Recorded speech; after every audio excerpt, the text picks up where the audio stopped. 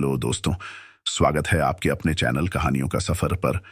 असली कहानियां, काल्पनिक किस्से और अनसुने रहस्य, यहाँ हर शब्द आपको अपनी ओर खींच लेगा। यहाँ कहानियां सिर्फ सुनाई नहीं जाती, महसूस की जाती हैं। यहाँ डर, रोमांच और जज्बात मिलकर ऐसी दुनिया रचते हैं जो आपको सोचने पर मजबूर कर देगी। तो तैयार हो जाइए हर कहानी के पीछे छुपे उस सच का सामना करने के लिए जो अक्सर हमारी नजरों से छिपा रहता है।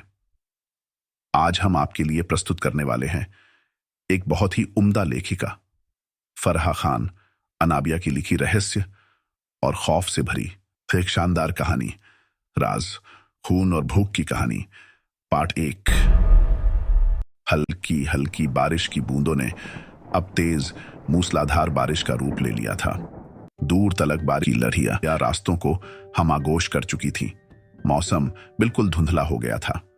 वाइब्रेट विंड स्क्रीन पर सलसल घूम रहे थे, लेकिन पानी बारहा बिलानागा शीशे को धुंधला कर रहा था। थोड़ी देर कहीं साइड पर कार रोक लो जब यार, मुझे खौफ आ रहा है, कहीं एक्सीडेंट ना हो जाए।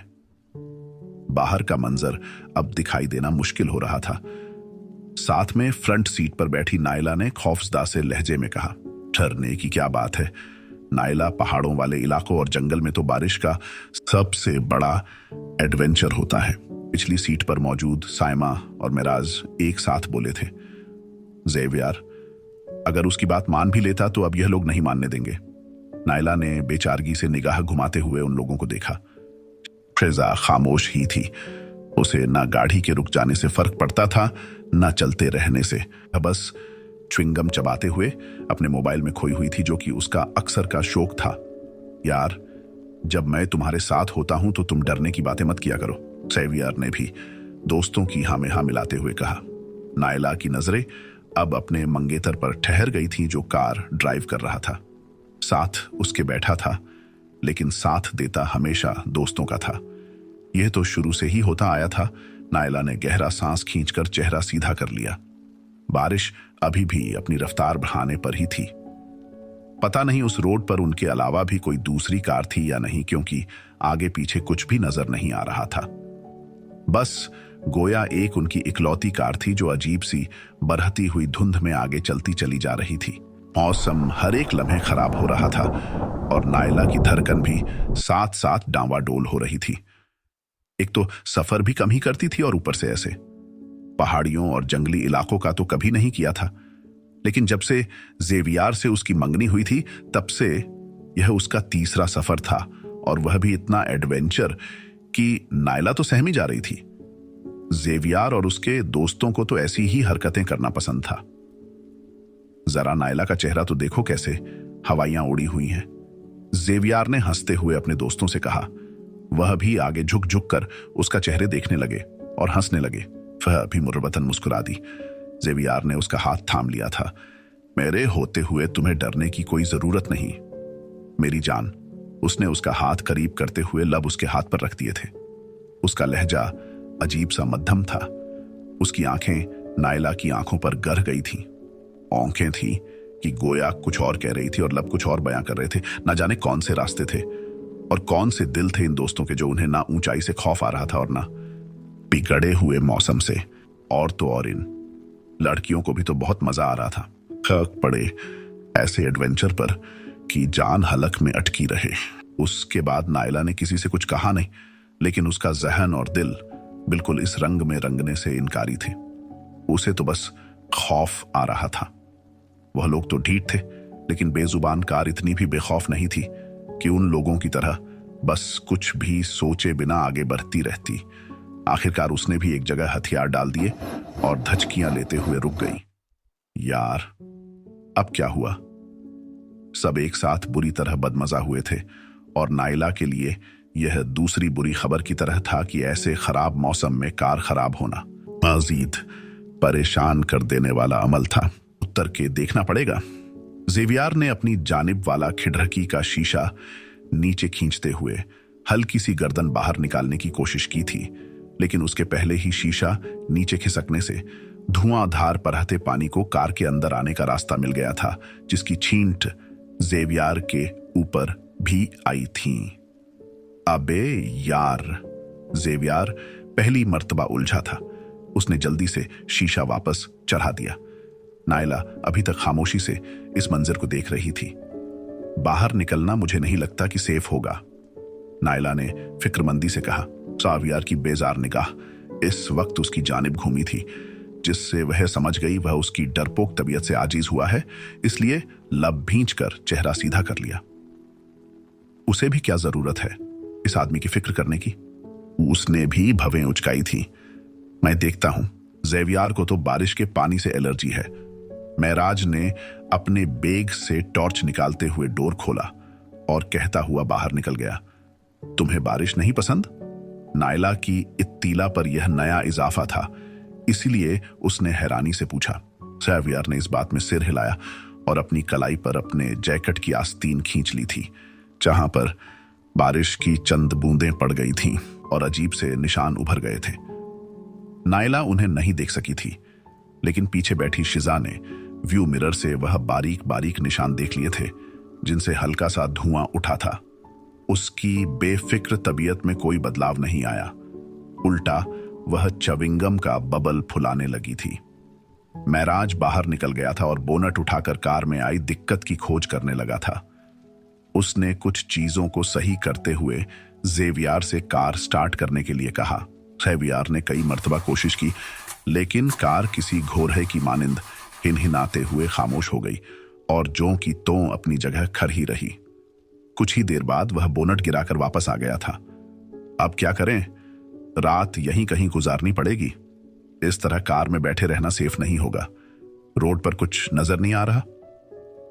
कोई भी दूसरा वाहन हमें उड़ाता हुआ गुजर सकता है, महराज ने सूरत हाल पर गौर करने के बाद कहा।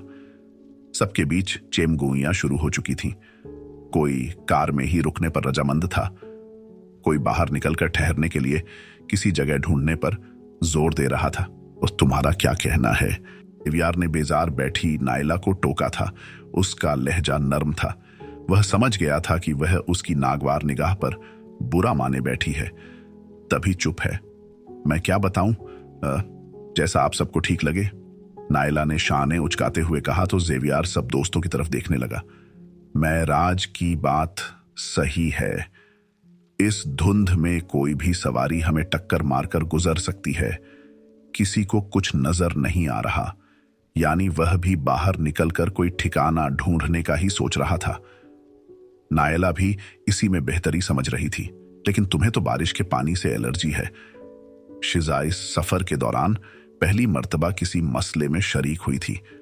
कोई बात नहीं, मैं हमेशा अपने साथ इसका जुगाड़ रखता हूं।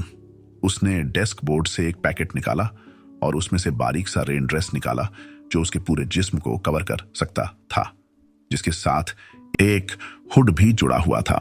दूसरी जानिब से उसने एक अम्ब्रेला भी निकाली। अम्ब्रेला तो सभी के पास थी। सबने अपनी अपनी तरफ के डोर खोले और अम्ब्रेला खोलते बाहर निकल आए।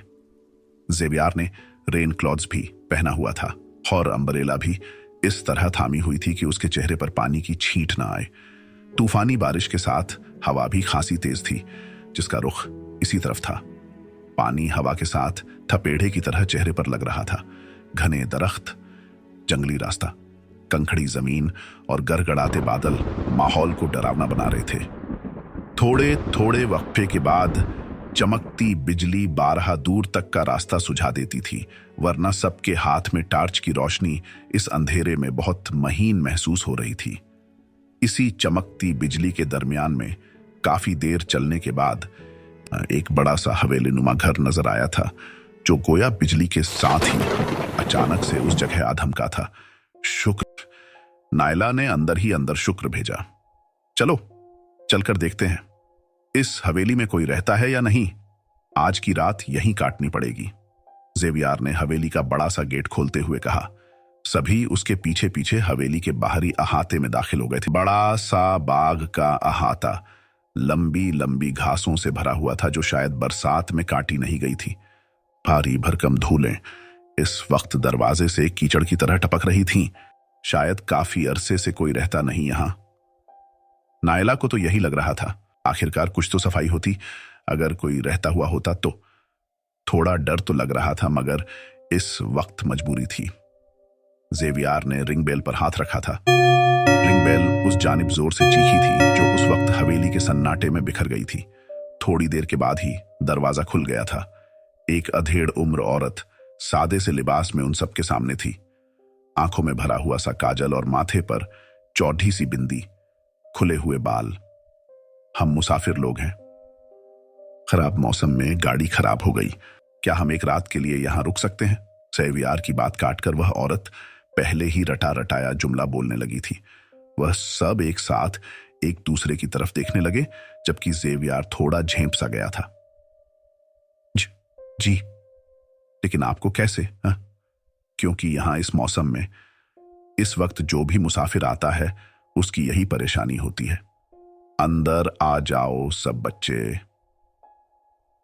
वह मुस्कुराकर मोहब्बत से बोली, जैसे कह रही हो हम तो इसलिए ही यहां हैं कि किसी के काम आ सकें। उनके नर्म से मिजाज पर सभी थोड़ा हल्का फुल्का सा हो गए थे, खासकर नायला। उसे तो वैसे ही ऐसी सिचुएशन से डर लगता था। खैर, जैसे तैसे कि आज की रात की शुरुआत हुई थी, खौफनाक तरीके से। इससे उलट इतनी ही मोहब्बत से उस औरत ने, जिसका नाम अमरदीप था, उन सब का इस्तकबाल किया था। उनके लिए खाने का इंतजाम किया और लड़कियों के लिए अलग कमरा तैयार कराया, लड़कों के लिए अलग। नायला के कपड़े काफी हद तक भीग चुके थे। छतरी का अच्छा इस्तेमाल महज जेवियार को आता था। उसने खुद पर एक बूंद नहीं पड़ने दी थी, जबकि बारिश इतनी तूफानी थी कि बाकी सब भी नायला की तरह बहुत हद तक भीग ही गए थे। लेकिन किसी के पास यहां कपड़े नहीं थे। सबके बैग्स कार में रखे थे। लड़कियों के पास सिर्फ इस साइड पर्स थे। नायला ने अपना सारा जरूरी सामान निकालकर बेड की साइड टेबल पर रख दिया था। कमरे में आतिशदान की गर्माई से कुछ राहत हो रही थी और कपड़े भी सूखते जा रहे थे। उसने भीगे बालों को समेटकर क्लेचर लगाया था। बाकी लड़कियां दूसरी तरफ बैठी गॉसिप्स में मशगूल थीं। नायला उन लोगों से ज्यादा फ्रैंक नहीं थी। वैसे भी इस ट्रिप पर वह महज जेवियार की वजह से आई थी। दूसरी शिजा थी जो खिड़की खोले सिगरेट पीने में मग्न थी। जेवियार के ग्रुप से वह नायला के मिलने से 2 महीने पहले ही जुड़ी थी। सही मायनों में उसे बहन बनाया हुआ था, क्योंकि उसका इस दुनिया में मेराज की ही तरह कोई नहीं था। इसलिए वह दोनों मुंह बोले भाई बहन बन गए थे। बंद कर दो शिजा, बाहर से ठंड आ रही है, साइमा ने कुछ खींचकर कहा, जबकि खिड़की के सबसे नजदीक शिजा और एन सामने नायला आती थी, लेकिन ठंड उसे ही ज्यादा सताती थी। नायला एकदम से पलटी थी। साइमा अभी तक किससे बातें कर रही थी, जबकि कमरे में शिजा, साइमा और नायला के अलावा कोई नहीं था। फिर गॉसिप्स हो किसके साथ रही थी? पलटकर देखने से मालूम हुआ वह फोन पर लगी हुई है। खुद ही किसी को ऑडियो सेंड किए जा रही थी। नायला ने खामोशी से गहरा सांस लिया और लिप ग्लोज अपने लबों पर लगाते हुए सामान समेटकर साइड पर्स में डाला। मोबाइल उठाया तो मालूम चला कि उसके मोबाइल में तो नेटवर्क ही नहीं है। उसने नासमझी में साइमा की तरफ देखा। शायद वह भी बस टाइम पास कर रही थी, क्योंकि पलटकर कोई जवाब उसे भी नहीं आ रहा था। शिजा ने जैसे साइमा की बात सुनी ही नहीं थी, आराम से अपनी सिगरेट खत्म करती रही। साइमा ने कुर्ती नजर उस पर डाली। वह कनाखियों से उसे ही तक रही थी और लबों पर एक टेढ़ी मुस्कान थी, अजीब सी। नायला को तो बेहद ही अजीब लगी, जैसे उसकी मुस्कुराहट में कोई राज छुपा था, डरावना सा राज। नायला अभी शिजा को तक ही रही थी कि खिड़की से किसी के गुर्राने की जोरदार आवाज सुनाई दी थी। जहां शिजा हल्का सा पीछे खिसक गई थी, वहीं नायला का तो दिल उछलकर हलक में आ गया था। ये कैसी आवाज थी? नायला ने कांपते लहजे में शिजा से पूछा था, जो खिड़की बंद कर रही थी। आदमखोर भेड़िए ऐसी जगह पर अक्सर दहाड़ते रहते हैं, डरने की कोई बात नहीं। शीजा ने खिड़की की चटकनी लगाई और आराम से कहती उसी आराम से बैठ के एक तरफ आ लेटी, जबकि नायला की फटी आंखें अब तक उसके नॉर्मल अंदाज को घूर रही थीं। उससे क्या बिल्कुल डर नहीं लगता? आदमखोर भेड़िया, कहां फंस गई हूं मैं आकर? उसका तो हलक सूख रहा था जब साइमा की जोर से हंसी उसके कानों में पड़ी थी। अभी तो रात जवान हुई है जाने मन, अभी देखो तुम आगे आगे होता है क्या? साइमा मोबाइल एक तरफ रखकर खुद भी सोफे पर लेट गई थी।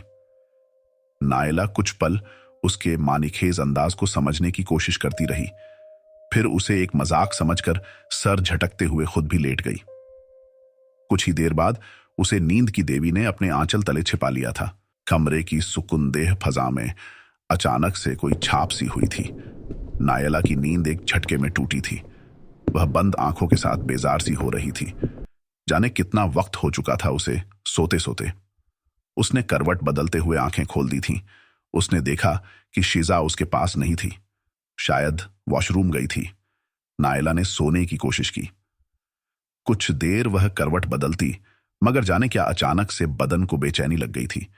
बाहर से फिर से भेड़िए के दहाड़ने की आवाज आ रही थी। शायद यही वजह थी कि उसे नींद नहीं लग रही थी और इसी से उसकी नींद टूटी थी। वह झटके से उठकर बैठ गई। शायद अब तक वॉशरूम से बाहर नहीं आई थी। अचानक उसने देखा कि जो खिड़की शीजा ने बंद की थी वह इस वक्त खुली हुई थी और तेज हवा के साथ उसके पट धड़-धड़ करके आपस में टकराकर कभी खुल रहे थे, कभी बंद हो रहे थे। खिड़की खुली देखकर नायला के बदन में खौफ की सिरहंसी दौड़ गई। किसने खोल दी थी यह खिड़की? कहीं भेड़िया आ गया तो?